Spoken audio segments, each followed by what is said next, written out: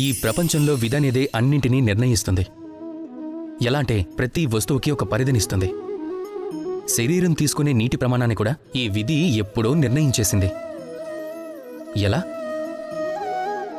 ఎలా అంటే మీరు సమయం వచ్చినప్పుడు చేయాల్సినంత పనిచేసి మీరు చెమటోడ్చని పక్షంలో కొంతకాలం గడిచాక తమరు కన్నీరు పెట్టాల్సి వస్తుంది. అదృష్టవశాత్తు అన్నీ సమకూరినప్పటికీ వాటిని కర్మలతో కాపాడుకోవాల్సి ఉంటుంది. శక్తివంచన లేకుండా కృషి చేస్తే ఉన్న వాటిని రక్షించుకోవడమే కాకుండా మీరు వేటినైతే పొందాల్సి ఉంటుందో వాటిని తప్పక పొందగలరు.